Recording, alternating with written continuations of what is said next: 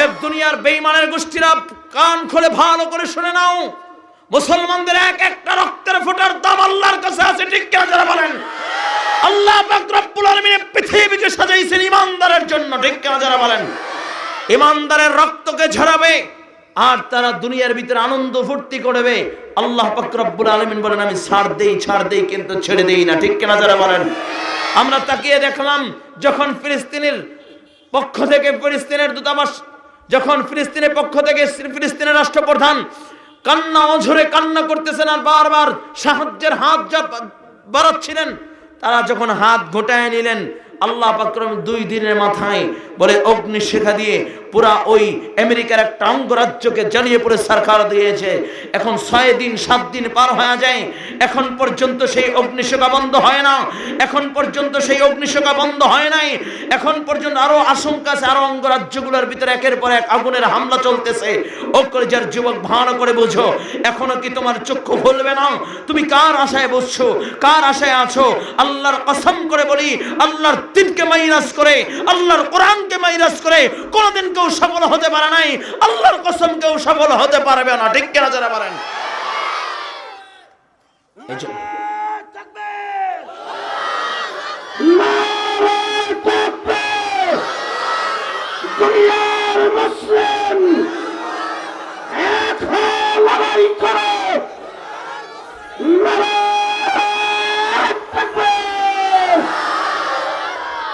কলেজের যুবক ভালো করে বুঝবেন, আমরা তাকিয়ে দেখেছিলাম এই আমেরিকাই আমাদের পাশে আফগানিস্তানের উপরে একের পর এক আঘাত এনেছে।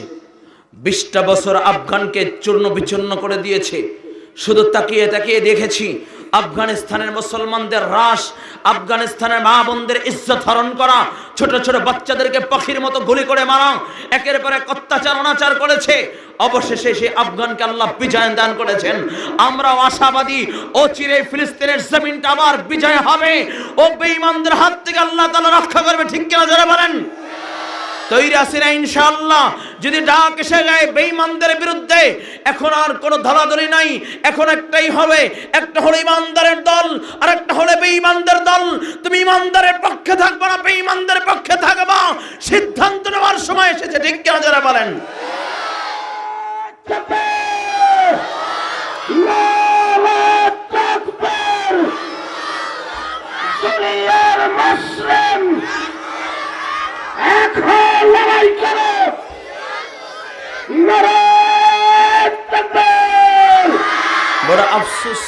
বড় আফসোস হয় যখন অন্য ইসলামিক রাষ্ট্রের উপরে আঘাত আসে, তখন আমরা চুপ করে বসে যাই আর তামাশা দেখি। ও যুবক, একটা দিন এমনও হতে পারে তোমার উপরে আক্রমণ চলে আসবে, ঠিক কিনা যারা বলেন? এই জন্য যুবক ভাইরা আমার, বাঁচার জন্য যদি ছন্ন ভিন্ন হয়ে যাও, বাঁচার জন্য যদি একে অপরের দিকে ছুটাছুটি করো, বাঁচার জন্য যদি একে অপরের দূর হইয়া যাও, আল্লাহর কসম কেউ বাঁচতে পারবে না। আর যদি লড়াই করার জন্য এক হও, লড়াই করার জন্য যদি এক হইয়া যাও, পৃথিবীর কোনো শক্তি নাই, পৃথিবীর কোনো পরাশক্তি নাই মুসলমানদের ঐক্যকে নষ্ট করে বিজয় অর্জন করবে, ঠিক কিনা যারা বলেন? কলেজের যুবক, এখন কে গন্ডল করে দেখার সুযোগ নাই, কে কোন টুপি পরে দেখার সুযোগ নাই। সময় এসেছে ঐক্যবদ্ধ হয়ে আল্লাহর জমিন, আল্লাহর দ্বীন প্রতিষ্ঠা করার। আমরা বাংলার জমিনে বসবাস করি, এই জমিনে আমরা দেখেছি স্বাধীনতার 53টা বছর আমরা তাকিয়ে তাকিয়ে দেখেছি, কেউ বাবার আদর্শ বাস্তবায়ন করতে গিয়ে মরিয়া হয়ে পড়েছে, কেউ স্বামীর আদর্শ বাস্তবায়ন করতে গিয়ে মরিয়া হয়ে পড়েছে, কিন্তু শান্তি কেউ এনে দিতে পারে নাই। শান্তি যদি আনতেই চাও, শান্তি যদি ভোগ করতে চাও, অনতিবিলম্বে আল্লাহর কোরআন দিয়ে রাষ্ট্র পরিচালনা চাই, ঠিক কিনা যারা বলেন? কে কে চাই রাষ্ট্র পরিচালনা আল্লাহর কোরআন দিয়ে হোক? নারায়ে তাকবীর।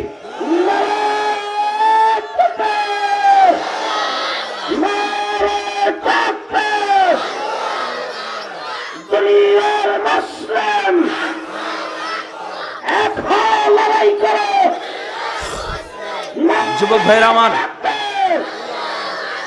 ভাইরা আমার, আমি আপনাদের অঞ্চলে নতুন, ইতিপূর্বে এই অঞ্চলটা আমি আসি নাই, তবে একটাই কথা বলতে চাই, আগামীতে ইনশাআল্লাহ আল্লাহর কোরআন দিয়ে রাষ্ট্র পরিচালনা হোক, চাই না ইনশাআল্লাহ? কে কে চান? 2টা হাত উঁচু করে লাব্বাইক বলে নারায়ে তাকবীর। আল্লাহ কবুল করেন। যুবক ভাইরা আমার, এই জন্য যদি রক্তের প্রয়োজন হয়, জীবন দেওয়ার প্রয়োজন হয়, তৈরি আছে ইনশাআল্লাহ, তৈরি আছে ইনশাআল্লাহ। লড়াইয়ের ওই ময়দানেতে যেতে তোমাকেই হবে, প্রয়োজনে সব রক্তটুকু জমিনে ঢেলে দিবে। লড়াইয়ের ওই ময়দানেতে যেতে তোমাকেই হবে, প্রয়োজনে সব রক্তটুকু জমিনে ঢেলে দিবে। তবুও তোমায় লড়তেই হবে, মানিবে না পরাজয়। তবুও তোমায় লড়তেই হবে, মানিবে না পরাজয়। বিপ্লব মানে জীবন দেয়া বসে থাকা নয়, সে কোনো দিন আসবে না রে করো যদি ভয়। বিপ্লব মানে জীবন দেয়া বসে থাকা নয়, সে কোনো দিন আসবে না রে করো যদি ভয়। আসবে বিজয় রক্ত আর জীবনের বিনিময়, আসবে বিজয় রক্ত আর জীবনের বিনিময়। বিপ্লব মানে জীবন দেয়া বসে থাকা নয়, সে কোনো দিন আসবে না রে করো যদি ভয়। কোথা থেকে কোন বিন্দেশে কোন আমার দেশে এসে সেবার নামে বসলো জোরে আওয়ামী লীগের বেশে। কোথা থেকে কোন বিন্দেশে কোন আমার দেশে এসে সেবার নামে বসলো জোরে মীর জাফরের বেশে। ওদের করতে নাস্তানাবুদ হতে হবে নির্ভয়, ওদের করতে নাস্তানাবুদ হতে হবে নির্ভয়। বিপ্লব মানে জীবন দেয়া বসে থাকা নয়, সে কোনো দিন আসবে না রে করো যদি ভয়। বিপ্লব মানে জীবন দেয়া বসে থাকা নয়, সে কোনো দিন আসবে না রে করো যদি ভয়। ঠিক কিনা যারা বলেন? তৈরি আছেন ইনশাআল্লাহ? সকলেই তৈরি আছেন ইনশাআল্লাহ? আবার যদি ডাক আসে আগামীতে আর রাতের বেলা একটা লাল নোট খেয়ে কোন লুচ্চা বদমাশকে দিনের বেলা আমি ভোট দিব না ইনশাআল্লাহ। আগামীর সমর্থনটা হবে ইসলামের পক্ষে ইনশাআল্লাহ। কে কে তৈরি আছেন? নারায়ে তাকবীর। আল্লাহ কবুল করেন, বলুন আমিন। ও কলেজের যুবক, প্রশ্ন হইতে পারে, হুজুর আপনারা মুষ্টিময় কয়েকজন হুজুর মোল্লা মৌলবী আল্লাহর জমিন আল্লাহর দিন কেমনে আল্লাহর জমিন আল্লাহর দিন প্রতিষ্ঠা কেমনে করবেন? কোরআন দিয়ে সংবিধানে কেমনে যাবেন? আপনার সাথে তো আমেরিকা নাই, আপনার সাথে ইউরোপ নাই, আপনার সাথে চীন রাশিয়া নাই, আপনার সাথে ভারত নাই, আপনি কিভাবে আবার সংসদে যাবেন? ও কলেজের যুবক, আমিও বলি আমার আমেরিকার দরকার নাই, আমার চীন রাশিয়ার দরকার নাই, আমার ভারত দরকার নাই, বিশ্বের পরাশক্তি দরকার নাই। তবে আমার যেটা একজন আছে, শাহাদাত আঙ্গুলটা উঁচু করে বলক সে কে? সবাই জাগায় না, দেখছেন? আমার সাথে একজন আছেন, তিনি কে? আওয়াজ করে বলতে হবে, শাহাদাত আঙ্গুলটা উঁচু করে বলতে হবে, কে?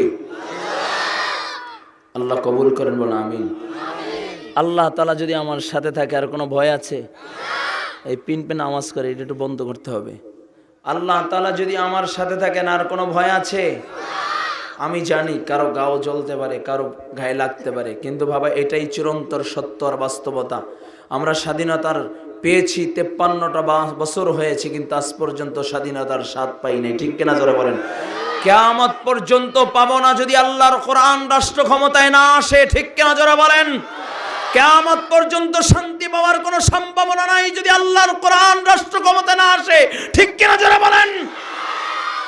আমরা তাকিয়ে দেখেছি, রাগ করবেন না, আমাদের এক প্রিয় ভাই কারি হাফেজ মাওলানা সোহেব আহমদ আশরাফি, নাম শুনছেন নি? সিলেটের সোহেব আহমদ আশরাফি, হবিগঞ্জের, নাম শুনছেন? এই 5ই আগস্ট ছাত্র জনতার গণঅভ্যুত্থানের মাধ্যমে যারা আজকের মাঠের ভিতরে চিল্লাইতেছেন আর লাফাইতেছেন, আপনাদের ভূমিকা কি ছিল আমরা জানি, কিন্তু আলহামদুলিল্লাহ আমরা সশরীরে 18ই জুলাই থেকে নিয়ে 5ই আগস্ট পর্যন্ত, শুধু 5ই আগস্ট না, যখন বাংলাদেশের প্রশাসন কাজ করতেছিল না তখন ট্রাফিকের দায়িত্ব পালন করেছি, মন্দিরগুলো পাহারা দিয়েছি, এদেশের কোনো মুসলমানদের গায়ের উপর আঘাত করতে দেই নাই, এদেশের কোনো ভিন্ন ধর্মাবলম্বীদের গায়ে আঘাত করতে দেই নাই। ঠিক কিনা যারা বলেন? কিন্তু এরপরেই দেখলাম চিত্র ভিন্ন হয়ে যাচ্ছে। একদল স্বার্থান্বেষী স্বার্থলোভী যারা আছে তারা আবার সেই টেন্ডারবাজি আর চাঁদাবাজি শুরু করে দিয়েছে। ঠিক কিনা যারা বলেন? আওয়াজ করে বলতে হবে, ঠিক কিনা যারা বলেন? আর এই টেন্ডারবাজি আর চাঁদাবাজি রুখে দেওয়ার জন্য আল্লাহর কোরআন দিয়ে রাষ্ট্র পরিচালনা দরকার আছে কি নাই? তৈরি আছেন ইনশাআল্লাহ? মাদ্রাসার জন্য মাটি নিবে, মাদ্রাসার এক লোক মাটি ফ্রি দিছে, ফ্রি। হুজুর আপনি গাড়ি ভাড়া দিয়ে নিয়ে যান ফ্রি মাটি। এই ফ্রি মাটি আনতে যায় এক এক ট্রাক প্রতি 20,000 টাকা চাঁদা ধরেছেন, আর টাকার চাক্কা করতে দেবে না। কারা করেছেন অবশ্যই বুঝতে পারতেছেন, এখনো সময় আছে। আপনার যদি আবার টেন্ডারবাজি আর চাঁদাবাজি শুরু করে দেন, আল্লাহর কসম করে বলি 5ই আগস্ট যেমনি ভাবে আওয়ামী লীগের নৌকা ডুবছে, আপনাদেরও ডুবতে আর বেশি সময় লাগবে না, ডুবতে বেশি সময় লাগবে না। ঠিক কি যারা বলেন? আল্লাহ সহজ করুক, বোঝার ও আমল করার তৌফিক দান করুন, আমিন। যুবক ভাইয়ের, আমার শুরুতে আয়াতে কারিমা তেলাওয়াত করেছি, এ প্রসঙ্গে কয়েকটি কথা বলবো, একটু ভালো করে বুঝেন, এদিকে তাকান। আমি যে আয়াতে কারিমা আপনাদের মাঝে তেলাওয়াত করেছি, তাফসীর ইবনে কাসির, আল্লামা ইবনে কাসির রাহমাতুল্লাহি আলাইহি এই আয়াত সম্পর্কে আলোচনা করেছেন। কোরআনুল কারীমের ভিতরে 6,665টা আয়াত যদি আল্লাহ তাআলা নাজিল না করতেন, শুধু এই একটা আয়াতই যদি আল্লাহ নাজিল করতেন, তাহলেই মুহাম্মাদি মিশন বাস্তবায়ন করার জন্য যথেষ্ট হইতে। বলুন সুবহানাল্লাহ। আল্লামা ইবনে কাসির রাহমাতুল্লাহি আলাইহি বলেন, এই একটা আয়াত খুবই বরকতপূর্ণ আয়াত। আপনারা শুনেছেন কোরআনুল কারীমের তেলাওয়াত শুইনা বহু মানুষ মুসলমান হয়েছে। সবচেয়ে বেশি যে আয়াতে কারিমা তেলাওয়াত শুনে মুসলমান হয়েছে, সেই আয়াতে কারিমাই আমি আপনাদের মাঝে তেলাওয়াত করেছি। আয়াতে কারিমার ভিতরে আল্লাহ পাক রব্বুল আলামিন 3টা আদেশ করেছেন, 3টা নিষেধ করেছেন। এরপরে আল্লাহ বলেন, আমি ওয়াজ করলাম, ইয়াইদুকুম লাআল্লাকুম তাযাক্কারুন, বান্দা আমি আল্লাহ তোমাদেরকে নসিহত করলাম, ওয়াজ করলাম, যদি তোমরা এই 3টা আদেশ গ্রহণ করো আর 3টা নিষেধকে যদি ছেড়ে দাও, তাহলেই তোমরা সফল কাম, তাহলেই তোমরা কামিয়াব। চিল্লায় কোন আল্লাহু আকবার। আল্লাহ পাক রব্বুল আলামিন বলেন, ইন্নাল্লাহা ইয়া'মুরু বিল আদল ওয়াল ইহসান ওয়া ইতা'i যিল কুরবা। আল্লাহ তাআলা 3টা আদেশ করেছেন। 1 নম্বর আল্লাহ তাআলা বলেন, ইন্নাল্লাহা ইয়া'মুরু বিল আদল, আল্লাহ তাআলা বলেন ইনসাফগার হইয়া যাও, ন্যায়পরায়ণ হইয়া যাও। ও কলেজের টুকরা যুবক, প্রশ্ন হইতে পারে, হুজুর এই আলোচনাটা তো আপনি ডক্টর ইউনূসকে করবেন, এই লালমনিরহাটে এখানে কেন আপনি কথা বলতেছেন? ও কলেজের টুকরা যুবক, ভালো করে বুঝবা, এই আয়াতের আলোচনা করার আগে পয়গম্বর আরবের একটা হাদিস শোনাইয়া যাই। নবী আমার বলেন, বাদিরু সিত্তাম বিল মাউত ইমরাতুস সুফাহা ওয়া কাসরাতুশ শুরাত ওয়া বাই'আল হুকমি ওয়াল ইস্তিগফাফাম বিদ-দামি ওয়া কাতিয়াতার রিহম ওয়া নাশাআন ইয়াত্তাখিযুনাল কুরআনা মাযামিরা। নবী আমার বলেন, তোমাদের জন্য জমিনের উপর অংশ ততক্ষণ পর্যন্ত নিরাপদ যতক্ষণ না পর্যন্ত এই 6টা জিনিস না দেখবা। যখন এই 6টা জিনিস তোমরা জমিনের উপরে দেখবা, তখন আর জমিনের উপর অংশ তোমাদের জন্য নিরাপদ নয়, জমিনের উপর অংশের চেয়ে নিচের অংশ নিরাপদ। তার মানে দুনিয়ায় থাকার চেয়ে মরে যাওয়া ভালো। তার মানে কি মরে যাব? হ্যাঁ, তাহলে কি করণীয়? আর এই 6টা জিনিসও বাকি একটু বুঝাইবার জন্য বলতেছে। আমার নবী বলেন, বাদিরু সিত্তাম বিল মাউত ইমরাতুস সুফাহা, 1 নম্বর অযোগ্য লোক নেতৃত্বের স্থানে বসবে। অযোগ্য লোক নেতা হবে। এমন দৃশ্য দেখেছেন কিনা? যেই পার্লামেন্টে মুফতি আমিনী রাহমাতুল্লাহি আলাইহির মতো লোক সংবিধানে ভাষণ দিয়েছেন, পার্লামেন্টে ভাষণ দিয়েছেন, যেই পার্লামেন্টে আল্লামা দেলাওয়ার হোসেন রাহমাতুল্লাহি আলাইহি বলে কোরআনের পাখি ভাষণ দিয়েছেন, সেই পার্লামেন্টে আমরা তাকায়া দেখে বলে 2 টাকার একটা নর্তকী মমতাজের মতো লোক ভাষণ দেয়। ঠিক কিনা যারা বলেন? এটা জাতির জন্য কলঙ্ক। ঠিক কিনা যারা বলেন? এই জাতির জন্য লজ্জার কর বিষয়। নাকি ভুল বললাম?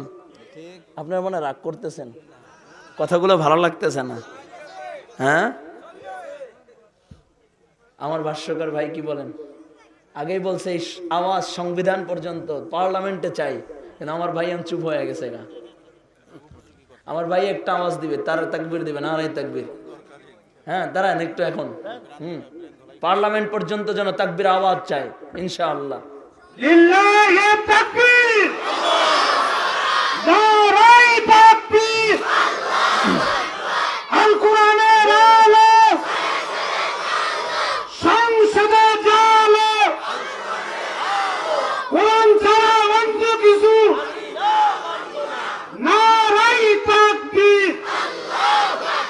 মাশাআল্লাহ মাশাআল্লাহ মাশাআল্লাহ, আল্লাহ কবুল করেন। কে চলবে ইনশাআল্লাহ? কোরআন ছাড়া কোথাও শান্তি আসতে পারে না, ঠিক কিনা জোরে বলেন। সমাধান চাও যদি জীবনে মরণে, ফিরে যাও খুঁজে নাও চোখ রাখো কোরআনে। সমাধান চাও যদি জীবনে মরণে, ফিরে যাও খুঁজে নাও চোখ রাখো কোরআনে। তবেই পাবে সুখ শান্তির ঠিকানা, তবেই পাবে সুখ শান্তির ঠিকানা। মেনে নাও যদি তুমি মনে প্রাণে, সমাধান সমাধান চাও যদি জীবনে মরণে, ফিরে যাও খুঁজে নাও চোখ রাখো কোরআনে। ঠিক কিনা? আল্লাহর কোরআন ছাড়া কোনো সমাধান হতে পারে না, ঠিক কিনা যারা বলেন।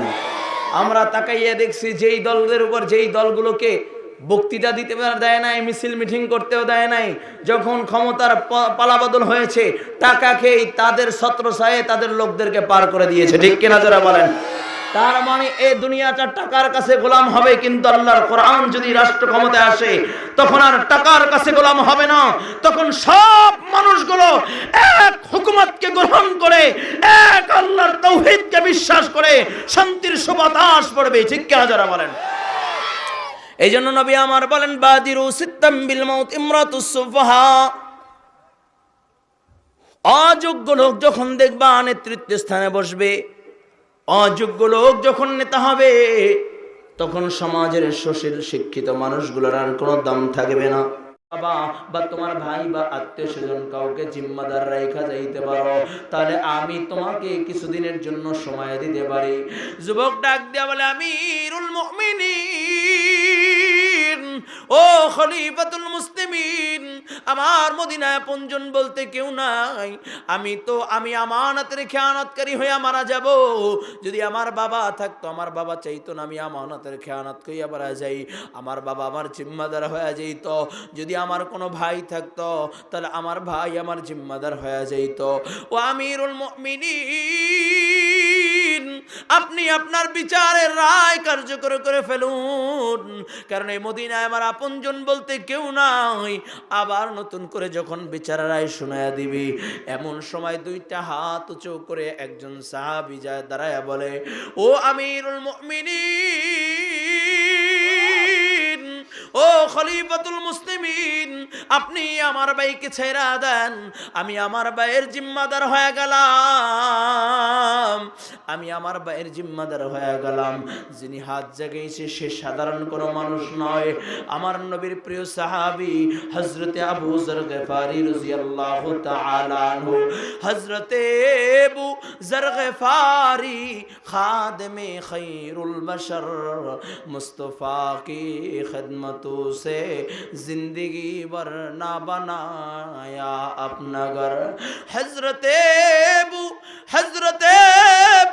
ज़र ग़िफ़ारी खादिमे खैरुल बशर, मुस्तफ़ा की खिदमतों से जिंदगी भर ना बनाया अपना घर। আবু যর দুইটা হাত উঠাইয়া বলে, ও আমিরুল মুমিনিন, আমি আমার ভাইয়ের জিম্মাদার হয়ে গেলাম, আপনি আমার ভাইকে ছেড়া দেন, আমার ভাইয়ের জায়গায় আমাকে বন্দি করে ফেলেন। আমিরুল মুমিনিন ডাক দিয়া বলে, আবু যর, চিরো না জানো না তার জিম্মাদার হয়ে গেল। আবু যর ডাক দিয়া বলে, আমিরুল মুমিনিন, আমি চিনি না, কিন্তু তার ভিতরে আমার সাথে রক্তের কোনো বন্ধন নাই, কিন্তু তার আর আমার ভিতরে আমার নবী রাহমাতাল লিল আলামিন নবী একটা কোরআন হাদিসের বন্ধনে আবদ্ধন করে দিলেন। আমার নবী বলেন, আল মুসলিম আখুল মুসলিম, মুসলমান মুসলমানের ভাই। ও যুবক ভালো করে বুঝো, আবু যর বলেন, আল মুসলিম আখুল মুসলিম, মুসলমান মুসলমানের ভাই। ও আমিরুল মুমিনিন, আমার নবী যেহেতু মুসলমান ভাই বলে গিয়েছে, তাই তো আমি আমার ভাইয়ের জিম্মাদার হয়ে গেলাম। সুবহানাল্লাহ। ও যুবক ভালো করে বোঝো, আমিরুল মুমিনিন আবার নতুন করে রায় ঘোষণা করতেছে, আগামী মাসের প্রথম শুক্রবার এই যুবককে কতল করা হবে, যুবকের বিচার করা হবে। আবু যরকে ডাক দিয়ে বলে, আবু যর, তোমাকে জেলখানায় বন্দী করা লাগবে না, কিন্তু তোমার জায়গায় এই যুবকের জায়গায় তোমাকে তার জায়গায় জিম্মাদার বানায় দিলাম। যদি যুবক আসে তো আসবে, যদি না আসে যুবকের জায়গায় তোমাকে কতল করা হবে। যুবক একটু দিলের কানটা লাগায়া দাও। আবু যরকে ছেড়ে দিলেন, যুবকরেও ছেড়ে দিলেন, কারণ আবু যরকে তো আর বন্দি করা লাগবে না, ঠিক কিনা? আবু যর তো সাধারণ কোনো মানুষ নয়। যার কাছে আল্লাহর নবী মুনাফিকদের লিস্ট দিয়ে গেছিলেন সে হইল আবু যর। সুবহানাল্লাহ, আরো জোরে কান আল্লাহু আকবার। যুবক চইলা যায়, বাড়িতে যাইয়া ইহুদির টাকা পরিশোধ করে বাড়িতে আসি। আইসা মাকে ডাক দিয়ে কয়, মা রে মা, জীবনে বহু লোক মা খানা খাওয়া দিয়েছো রে মা, কোলে পিঠে করে বড় করেছো মা, জীবনে যতবার ঘর থেকে বের হয়েছি আবার তোমার কোলেই ফিরে আসছি। মা আজকে শেষবারের মতো এক লোকমা খানা খাওয়াইয়া দাও। এরে মা জীবনে শেষবারের মতো এক লোকমা খানা খাওয়াইয়া দাও রে মা, আর জীবনে তোর সন্তান তোর বুকে আসবে না। মা দাও দাও, বিদায় দাও রে মা, আর কোনদিন তোমার সন্তান তোমার বুকের ভিতরে আসবে না। যুবক ভালো করে বুঝো, বাবার কাছে যায় ডাক দিয়ে কয়, বাবা রে বাবা, রে বাবা, দাও বুকটা পাইতা দাও। ও বাবা, জীবনে কত তোমার বুকের উপরে মাথা রাইখা ঘুমাইলাম, আজকে শেষবারের মতো বাবা তোমার বুকের ভিতরে একটু মাথা রাইখা ঘুমাইতে চাই। বাবা দাও দাও, বুকটা পাইতা দাও। জীবনে যতবার আমি বের হয়েছি, যতবার সফরে গিয়েছি, আবার পুনরায় ঘুইরা ঘুইরা আবার তোমার বুকে এসে মাথা রাইখা ঘুমাইছি। আজকে শেষবারের মতো, জীবনের শেষবারের মতো একটা বার তোমার মুখের ভিতরে মাথা রাইখা ঘুমাইতে দাও। যুবক মা বাবার কাছ থেকে বিদায় নিয়া যুবক আবার মদিনার উদ্দেশ্যে রওনা করলেন। এদিকে মসজিদ নববীর আজান হইয়া যায়, জুমার আজান দিয়া দেয়। জাল্লাদকে ডাক দিয়া বলে, জাল্লাদ রে জাল্লাদ, যা আবু যরকে যায় বলবা, আবু যরকে যায় বলবা, রে আবু যর, আবু যর তোমার বাড়িতে এখন পর্যন্ত মসজিদ নববীতে হাজির হয় নাই। তুমি শেষবারের মতো গার্জিয়ানদের কাছ থেকে, পরিবারের কাছ থেকে বিদায় নিয়া এরপরে মসজিদ নববীতে হাজির হইয়া যাও। যদি তোমার ভাই যদি আজকে না আসে, আজকে তোমাকেই ফাঁসিতে চড়ানো হবে, তোমাকেই কতল করা হবে। হযরত আবু যর গিফারি রাদিয়াল্লাহু তাআলা আনহু সুন্দর করে গোসল কইরা মসজিদ নববীতে হাজির। আমরের পিছনে নামাজ আদায় করলেন। আমর ডাক দিয়া কয়, ও আবু যর, হয়তোবা এই জুমাই তোমার জীবনের শেষ জুমা, এই জুমাই মসজিদ নববীর শেষ জুমা, এই নামাজই মসজিদ নববীর শেষ নামাজ। আবু যরকে ডাক দিয়া কয়, আবু যর, এখন পর্যন্ত তোমার ভাই এখন পর্যন্ত আসে নাই। ও কলিজার টুকরা যুবক, একটু দিলের কানটা লাগায়া দাও। হযরত আবু যর গিফারি মুস্কি মুস্কি হাসি। এমন সময় আমিরুল মুমিনিন ডাক দিয়া কয়, ও জাল্লাদ, জুমার নামাজ শেষ, এখন পর্যন্ত যুবকের কোনো খবর নাই। আবু যরকে শুরিতে উঠাও, আবু যরকে কতল করা হবে। আবু যর গিফারি রাদিয়াল্লাহু তাআলা আনহুকে যখন শুরিতে উঠাইলেন, এমন সময় মদিনার সব মানুষগুলো কাঁদি। আবু যর গিফারি রাদিয়াল্লাহু তাআলা আনহু সে একা একা হাসে, সব মানুষগুলো কাঁদি। বলে, কেনই বা কাঁদবে না, এ তো জান্নাতের সার্টিফিকেট প্রাপ্ত একজন জান্নাতি মানুষ। সব মানুষগুলো কাঁদে। বলে, আবু যরের জন্য কেনই বা কাঁদবে না? আবু যর তেমন একজন সাহাবী, আমার নবী রাহমাতাল লিল আলামিন নবী মুহাম্মদুর রাসূলুল্লাহ সাল্লাল্লাহু আলাইহি ওয়াসাল্লাম মসজিদ নববীর ভিতরে বসা। এমন সময় জিবরাইল আমার নবীর সামনে হাজির। জিবরাইল বলে, ইয়া রাসূলুল্লাহ, ইয়া হাবিবাল্লাহ, ওগো নবীজি, ওই যে চাদর মুড়ি দিয়া হাইটা যায় আপনার সাহাবী আবু যর। জিবরাইল বলে, জিবরাইলকে আমার নবী ডাক দিয়া বলে, ওগো জিবরাইল, তুমি আবু যরকে কেমনে চিনলা, কিভাবে চিনলা? জিবরাইল বলে, ইয়া রাসূলুল্লাহ, ইয়া হাবিবাল্লাহ, ওগো নবীজি, শুধু আমি জিবরাইল চিনি তা নয়, ওগো নবীজি, আসমান ও জমিনের সকল ফেরেশতারা আবু যরকে চিনে। মায়ার নবী চোখের পানি ছেড়ে ছেড়ে কান্না শুরু করলেন, ডাক দেয়া বলে, ও জিবরাইল, আমার আবু যরের কি এমন গুণ যে গুণের কারণে আসমান ও জমিনের সকল ফেরেশতারা চিনে? জিবরাইল বলে, ইয়া রাসূলুল্লাহ, ইয়া হাবিবাল্লাহ, ও গো আল্লাহর নবী, শুধু ফেরেশতারা চিনে তা নয়, স্বয়ং আল্লাহ সকল ফেরেশতাদের মাঝে আবু যরের আলোচনা করি। নবী আমার বলে, জিবরাইল, আমার আবু যরের কি এমন গুণ? জিবরাইল বলে, ইয়া রাসূলুল্লাহ, ইয়া হাবিবাল্লাহ। আরে মিয়া, নাটক চলে গেল নাকি? এই মোবাইলে পুরো দুনিয়া ধ্বংস করলো। মানুষের চোখে এখন পানি আসতেছে, যে ছবি তোলা শুরু করছে। আল্লাহ আল্লাহ আল্লাহ আল্লাহ। ও যুবক, আমার নবী ডাক দিয়া বলে, জিবরাইল, আমার আবু যরের কি এমন গুণ? আবু যরের কি এমন গুণ? জিবরাইল বলে, ইয়া রাসূলুল্লাহ, ইয়া হাবিবাল্লাহ, ওগো নবীজি, আবু যরের দুইটা গুণ। এক নম্বরে আবু যরের এক নম্বর গুণ, লিকাসরাতে সূরাতুল ইখলাস। আবু যর গিফারি বেশি বেশি সূরা ইখলাস তেলাওয়াত করে, বলুন সুবহানাল্লাহ। হয় নাই জোরে বলুন সুবহানাল্লাহ। একটু আমার সাথে জবান নাড়ায় নাড়ায় পড়েন, কুল হুয়াল্লাহু আহাদ, আল্লাহুস সামাদ, লাম ইয়ালিদ ওয়া লাম ইউলাদ ওয়া লাম ইয়াকুল লাহু কুফুয়ান আহাদ। কুল হুয়াল্লাহু আহাদ, আল্লাহুস সামাদ, লাম ইয়ালিদ ওয়া লাম ইউলাদ ওয়া লাম ইয়াকুল লাহু কুফুয়ান আহাদ। কুল হুয়াল্লাহু আহাদ, আল্লাহুস সামাদ, লাম ইয়ালিদ ওয়া লাম ইউলাদ ওয়া লাম ইয়াকুল লাহু কুফুয়ান আহাদ। আল্লাহর নবী বলেন, যে ব্যক্তি সূরা ইখলাস 3 বার তেলাওয়াত করেন, আল্লাহ পাক রব্বুল আলামিন তার আমলনামায় এক খতম কোরআনুল কারীমের সওয়াব লেখা দেয়। বলুন সুবহানাল্লাহ। হয় নাই জোরে বল আল্লাহু আকবার। আল্লাহর নবীকে জিবরাইল বলে, ইয়া রাসূলুল্লাহ, ইয়া হাবিবাল্লাহ, ওগো নবীজি, আবু যরের এক নম্বর গুণ, আবু যর গিফারি বেশি বেশি সূরা ইখলাস তেলাওয়াত করেন। ও কলিজার টুকরা যুবক, কোরআনুল কারীম পুরা 30 পারা পড়তে পারি না, অনেক আল্লাহর বান্দা আছে, কিন্তু সূরা ইখলাসও কি একটু তেলাওয়াত করতে পারো না? পয়গম্বর আরবি বলেন, যেই ব্যক্তি তার হায়াতের জিন্দেগিতে 1,25,000 বার সূরা ইখলাস তেলাওয়াত করবে, আল্লাহ তাআলা তার এই সিনাটাকে জাহান্নামের আগুন দিয়ে জ্বালাবে না, এই সিনাটা জাহান্নামের আগুন স্পর্শ করবে না। বলুন সুবহানাল্লাহ। নবী আমার ডাক দিয়া বলে, ও জিবরাইল, আমার আবু যরের 2 নাম্বার গুণ কি? বলে, ইয়া রাসূলুল্লাহ, ইয়া হাবিবাল্লাহ, ওগো নবীজি, আবু যরের 2 নাম্বার গুণ, লিসিগারি লিনাফসি।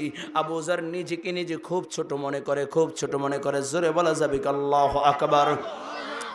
আবু যর নিজেকে নিজে খুব ছোট মনে করে, বিনয়ী হইয়া রাস্তায় চলে। ও কলিজার টুকরা যুবক, এই দুনিয়ায় কয়দিন থাকবা? অহংকারী ভাব কইরো না রে বাবা। এই দুনিয়ায় কেউ চিরস্থায়ী থাকতে পারে না, থাকতে পারবে না, ঠিক কিনা জোরে বলেন? এই দুনিয়া কিন্তু চিরস্থায়ী থাকার জায়গা না। আল্লাহ তাআলা বলেন, ওয়া ইবাদুর রহমানিল্লাযীনা ইয়ামশুনা আলাল আরদি হাওনা। আল্লাহ বলেন, আমার পছন্দের বান্দা তো ওই ব্যক্তি যে জমিনের ভিতরে নিজেকে নিজে মিটাইয়া দিয়া হাবভাব নিয়ে চলবে না, বিনয়ী হইয়া, অহংকারী ভাব মুক্ত হইয়া, বিনয়ী হইয়া জমিনের ভিতরে চলবে। বলুন সুবহানাল্লাহ। ও কলিজার টুকরা যুবক, রে মুমিন আল্লাহর গোলাম, আবু যর গিফারি 2টা গুণ, যদি এই 2টা গুণ তোমার আমার ভিতরে চলে আসে, আসমানের ফেরেশতারাও তোমাকে চিনবে, স্বয়ং আল্লাহ তাআলা ফেরেশতাদের মাঝে তোমার আলোচনা করবে। 1 নাম্বার ইনশাআল্লাহ সূরা ইখলাস বেশি বেশি পড়বেন তো ইনশাআল্লাহ, সবাই পড়বেন ইনশাআল্লাহ। 2 নাম্বার, বিনয়ী হইয়া জমিনের ভিতরে চলবো, অহংকারী ভাব মুক্ত হইয়া চলবো, পারবো তো ইনশাআল্লাহ। আবু যর গিফারি হাসে, সকলে কাঁদি। আমিরুল মুমিনিন ডাক দিয়ে বলে, আবু যর, তুমি কেন হাসো? আবু যর ডাক দিয়ে, আমিরুল মুমিনিন, আপনি কেন কাঁদেন? কয় তোমার মতো জান্নাতে একটা মানুষকে আজকে বিনা অপরাধে তাকে কতল করা হবে। এই জন্য আমি কান্দি। আবু যর কয় আমি হাসি, আমার একটা ভাইয়ের কাছে আমি ভাইয়ের জন্য জিম্মাদার হইয়া জীবন দিতে পারলাম, কালকে কিয়ামতের ময়দানে আমার নবী আমাকে না নিয়ে আল্লাহর জান্নাতে যাইবে না। এমন সময় একজন ডাক দিয়া বলে, ও আমিরুল মুমিনিন, একটু অপেক্ষা করেন, ওই যে কে যেন মদিনার গেট দিয়া প্রবেশ করতেছে, একটু সময় দাঁড়ান। কাছে আসতে আসতে তাকাইয়া দেখে ওই যুবকটা আমিরুল মুমিনের সামনে হাজির। আমিরুল মুমিন ডাক দিয়া বলে, যুবক এত কেন দেরি করলা, এত কেন দেরি করলাম? কয় আমিরুল মুমিনিন, পথের ভিতরে ঘোড়ার জিনপোষ ভাইয়া গেছিল, এই জন্য ওই জিনপোষ দেরি করে ঠিক করতে দেরি হয়ে গেছে। আমার ভাইটাকে শরীর থেকে নামান, আমার ভাইটাকে কতল করার দরকার নাই, আমাকে ওইখানে উঠাইয়া কতল করেন, আমি দুনিয়া আসামি হয়ে বাঁচতে চাই না, আমি রব্বে কারীম আল্লাহর জান্নাতে যাইতে চাই। সকলে কাঁদে। আমিরুল মুমিনিন বুকের ভিতরে নিয়ে ডাক দেয়া কয়, যুবক রে যুবক, 300-350 মাইল রাস্তা অতিক্রম করে যে গুনাহ মাফ করাইবার জন্য আসতে পারে, তাকে কতল করার দরকার নাই, কিন্তু বিচার যেহেতু দিয়েছে, বিচারের রায় যেহেতু হয়ে গেছে, বিচার তো করতেই হবে। এই জন্য একটা পবিত্র মানুষকে নামাইয়া আর একটা পবিত্র মানুষকে উঠাইতেছি। এমন সময় ওই মুরব্বীর সন্তান ডাক দেয়া বলে, আমিরুল মুমিনিন, খলিফাতুল মুসলিমিন, বাবার হত্যার বিচার দিয়েছিলাম গো আমিরুল মুমিনিন, এখন একটা দরখাস্ত করতেছি, আমার ভাইটাকে আপনি শুরিতে চড়াইয়েন না, কতল কইরেন না, হত্যা করার দরকার নাই। আমরা দরখাস্ত করলাম, আমার ভাইকে আমরা মাফ করে দিলাম, ভাই বানায় দেন, বাড়িতে নিয়ে যায়। সুবহানাল্লাহ। আল্লাহ তাআলা সেই কথাই বলছেন, ওয়াল ইহসান, একে অপরের সাথে ভালো ব্যবহার করবা। ও বাবা, টেন্ডারবাজির নামে ইহসান না, সাদাবাজির নামে ইহসান না, জুলুম করার নামে ইহসান না। জুলুম যদি করো তাহলে 5ই আগস্ট যেমন পরিণতি হয়েছে তেমন হতে পারে, ঠিক কিনা জোরে বলেন? ও কলেজার টুকরা যুবক, হাতে ধরি পায়ে ধরি বাবা, এখনো সময় আছে, এখনো সময় আছে বাবা, মানুষের সাথে ভালো ব্যবহার করো, আল্লাহর গোলাম হইয়া দুনিয়ার থেকে বিদায় নাও, রব্বে কারীমের প্রতি রব্বে কারীমের ভালোবাসা অন্তরে ঢুকাইয়া ঈমান আমল নিয়ে যদি অন্ধকার কবরে যাইতে পারো, রবের আশিক হইয়া যদি অন্ধকার কবরে যাইতে পারো, কবরে রাখার সাথে সাথে দুইজন ফেরেশতা চলে আসবে, প্রশ্ন করবে মান রব্বুকা, ইমানদার বলবে রব্বি আল্লাহ, ওমান দীনুকা বলবে দীনুল ইসলাম। ও বাবা, আমার নবীর দিকে ইশারা কইরা বলবে তাকে কি চিনো? বলবে কেনই বা চিনবো না, এ হলো আমার মায়ার নবী, রহমাতাল লিল আলামিন নবী মুহাম্মদুর রাসূলুল্লাহ। যেই মাত্র প্রশ্নের জবাব সঠিক হইয়া যাবে, আল্লাহ তাআলা ডাক দিয়ে বলবে, রে কবর আমার বান্দার জন্য প্রশস্ত হইয়া যাও, আমার বান্দার জন্য প্রশস্ত হইয়া যাও, কবর আমার বান্দার জন্য জান্নাতের শাস্তি রাস্তা হইয়া যাও, আমার বান্দার জন্য কবরে জান্নাতি বিছানা বিছাইয়া দাও, কবরের ভিতরে জান্নাতি নাজনি আমতগুলো আমার বান্দার জন্য অব্যাহত থাকবে। আর যদি বাবা ঈমান না থাকে, আমল না থাকে, রবের গোলামি করে যদি দুনিয়ার থেকে বিদায় না নিতে পারো, ওই অন্ধকার কবরে যখন ডাকবে রে বাবা, ওই অন্ধকার কবরে যখন হাজির হইয়া যাবা, যখন দুইজন ফেরেশতা প্রশ্ন করবে মান রব্বুকা, মান রব্বুকা, বলবে লা আদ্রি লা আদ্রি লা আদ্রি, ওয়া মান দীনুকা, বলবে লা আদ্রি লা আদ্রি। আমার নবীর দিকে ইশারা কইরা বলবে কে চিনো? বলবে না না না চিনি না। যেই মাত্র প্রশ্নের সঠিক জবাব হবে না, আল্লাহ তাআলা ডাক দিয়া বলবে রে কবর না ফরমানকে ধর। যেই মাত্র আল্লাহ বলবে কবরে এমন জোরে চাপ লাগা দিবি, ডান পাশের হাড্ডিগুলো বাম পাশে জনিয়া যাবে, হাড্ডিগুলো চূর্ণ বিচূর্ণ হয়ে যাবে, কারো বা কবরে 99টা সাপ চলিয়ে আসবে, কারো বা কবরে দাও দাও দাও দাও করিয়া আগুন জ্বলিয়া যাবে। ওরে যুবক, অনেক যুবক বলে হুজুর যা দেখি না বিশ্বাস করি না। এরে কলিজার যুবক, আল্লাহর কোরআন যেমন সত্য, কবরে আযাব সত্য। আজকে মরে পকেটের ভিতরে দামি দামি মোবাইল আছে, এই মোবাইলগুলোকে হাতে লও, ডাউনলোড করো, বাংলা কোরআন ডাউনলোড করো, যদি পড়তে না পারো তাহলে লেখা সার্চ দাও, দেখবা তরজমা সহ কোরআনের আয়াত চলে আসবে। ওই কোরআনের আয়াতগুলো একটু পড়ো, তরজমা পড়ো, তাফসীর দেখো। আল্লাহ তাআলা বলেন আল কারিআতু মাল কারিআ ওয়া মা আদরাকা মাল কারিআ ইয়াউমা ইয়াকুনুন নাসু কাল ফারাশিল মাবসুস। ও যুবক, আল্লাহ তাআলা বলেন ওয়াইলুল লিকুল্লি হুমাযাতিল লুমাযা আল্লাযী জামাআ মালাহু ওয়া আদ্দাদা ইয়াহসাবু আন্না মালাহু আখলাদা। ও কলেজার যুবক, আল্লাহ তাআলা বলেন ইদা যুলজিলাতিল আরদু জিলজালাহা ওয়া আখরাজাতিল আরদু ওয়াসকালাহা ওয়া ক্বালাল ইনসানু মা লাহা। ও কলেজার যুবক, আল্লাহ তাআলা বলেন ইয়া আইয়ুহান নাসুত্তাকু রাব্বাকুম ইন্না জালজালাতাস সাআতি শাইউন আযীম ইয়াওমা তারাউনাহা তাযহালু কুল্লু মুরদিআতিন আম্মা আরদাআত ওয়া তাদউ কুল্লু যাতি হামলিন হামলাহা ওয়া তারান নাসা সুকারা ওয়া মা হুম বিসুকারা ওয়ালাকিন্না আযাবাল্লাহি শাদীদ। এ কলেজের টুকরা যুবক, অনেক আল্লাহর বান্দা বলে হুজুর কবরে আযাব বিশ্বাস করি না। ও যুবক, কত আল্লাহর বান্দার কবরে আযাব। ওই বাবা লস অ্যাঞ্জেলের দিকে তাকাইয়া দেখো, আমেরিকা পরাশক্তি তবে তাদের সবচেয়ে উন্নত শহর, ওই শহর মুহূর্তের ভিতরে দুনিয়ার আগুনে পুরে সারকার করে দিল।